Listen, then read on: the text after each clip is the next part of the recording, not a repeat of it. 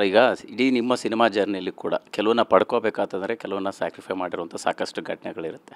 ನಿಮ್ಮ ಲೈಫಲ್ಲಿ ಸ್ಯಾಕ್ರಿಫೈಸ್ ಅಂತ ಬಂದರೆ ಏನು ನೆನಪಾಗುತ್ತೆ? ಏನು ಯಾವ ಘಟನೆಗಳು ನಿಮ್ಮನ್ನು ತುಂಬ ಕಾಡುತ್ತೆ? ಈ ಸಂದರ್ಭಕ್ಕಿಂತ ಪಡ್ಕೋಬೋದಿತ್ತು, ಇದನ್ನು ಬಿಟ್ಟೆ ತ್ಯಾಗ ಮಾಡಿದೆ ಅನ್ನೋವಂಥದ್ದು ಅಂತ ಬಂದರೆ ಸರ್? ಪ್ರತಿಯೊಂದು ಕಲಾವಿದ ತ್ಯಾಗ ಮಾಡದೆ ತನ್ನ ಲೈಫಲ್ಲಿ ಅಂದರೆ ಪರಿಪೂರ್ಣ ಕಲಾವಿದ ಆಗೋಕ್ಕೆ ಸಾಧ್ಯನೇ ಇಲ್ಲ.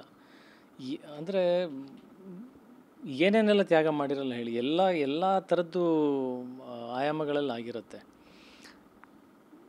ಫ್ರೆಂಡ್ಸಿಗೆ ನಾವು ಎಲ್ಲೋ ಒಂದು ಕಡೆ ನಾವು ದೂರ ಆಗಿರ್ತೀವಿ, ಅವರು ಅರ್ಥ ಮಾಡ್ಕೋಬೇಕು. ಅರ್ಥ ಮಾಡ್ಕೊಳ್ದೇ ಇದ್ದಾಗ ಏನಾಗುತ್ತೆ, ನಮ್ಮ ಕೆಲವೊಂದು ಕಮಿಟ್ಮೆಂಟ್ಸ್, ಡ್ಯೂಟೀಸಿಗೆ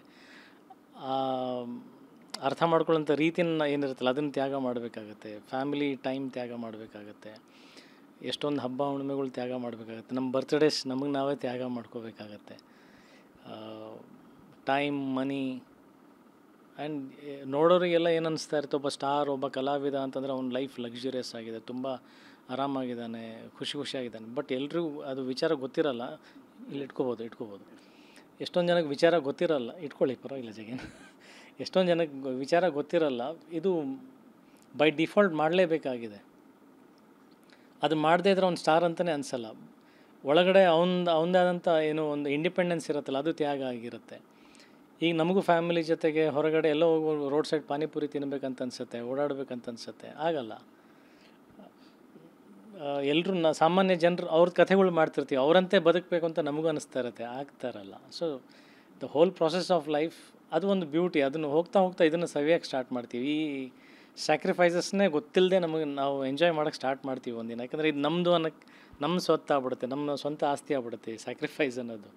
ಸೊ ಆವಾಗಲೇ ಇದೆಲ್ಲ ತ್ಯಾಗ ಏನೇನು ಮಾಡ್ಕೊಂಡಿರ್ತೀವಲ್ಲ, ಈ emotions that comes in front of camera. So 1, 2 ಅಂತ ಹೇಳೋಕ್ಕಾಗಲ್ಲ. ಅದು whole life is a sacrifice. ಇತ್ತೀಚೆಗೆ ಹೇಳಿದ್ರಿ, ಅಂದರೆ ಅಜಯ್ ರಾವ್ ಅವರ ಪೊಟೆನ್ಷಿಯಲ್ನ ಉಪಯೋಗಿಸ್ಕೊಂಡಿಲ್ಲ ಇನ್ನು ಅನ್ನುವಂಥದ್ದು ಸಾಕಷ್ಟು ಸಂದರ್ಭದಲ್ಲಿ ನಿಮ್ಗೆ ಆ ಕೊರಗಿದೆ. ಅಂದರೆ ನಮಗೆ ತಕ್ಕದಾಗಿರ್ತಕ್ಕಂಥ ಪಾತ್ರಗಳಾಗಿರ್ಬೋದು, ಕಥೆಗಳಾಗಿರ್ಬೋದು, ಕೆಲವಿನ್ನೂ ಕೂಡ ಆಗಲಿಲ್ಲ ಅನ್ನುವಂಥದ್ದು ಸರ್. ಈಗ ಅದು ಅಂತಹ ಪಾತ್ರಗಳನ್ನೇ ಆಯ್ಕೆ ಮಾಡ್ಕೊಳ್ಳುವಂಥದ್ದು, ನಿಮ್ಮ ಪೊಟೆನ್ಷಿಯಲ್ಗೆ ತಕ್ಕಂಥ ಪಾತ್ರಗಳನ್ನು ಚೇಂಜ್ ಮಾಡ್ಕೊಳ್ಳುವಂಥ ನಿಟ್ಟಿನಲ್ಲಿ ಯಾವ ರೀತಿ ನೀವು ನಿರ್ಧಾರ ತೆಗೆದುಕೊಳ್ತಾ ಇದ್ದೀರಿ ಅಂತ?